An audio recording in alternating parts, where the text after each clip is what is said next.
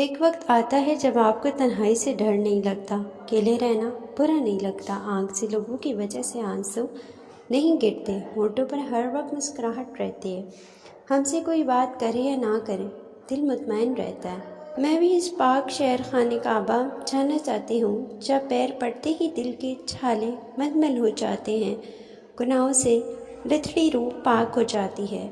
اگر اللہ آپ سے انتظار کروا رہا ہے تو اس سے زیادہ حاصل کرنے کو تیار رہیں جو آپ نے مانگا تھا۔ صبر نے حضرت یوسف کو عزیز مصر بنایا، جبکہ توکل نے حضرت موسیٰ کو دریا پار کروایا۔ اچھی امید اور اچھا گمان ایسی چھاؤ ہے جو اپنے دامن میں انسان کو پناہ دے کر مایوسی کے سمندر میں ڈوبنے سے بچاتی ہے۔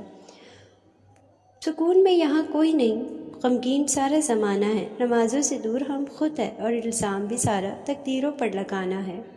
فجر کا سجدہ تھا، چند آنسو تھے، دل کی باتیں تھی اور دل کا خالق تھا جو کن کا مالک تھا، بہت پرسکون ملاقات تھی جو رب کے ساتھ ہی۔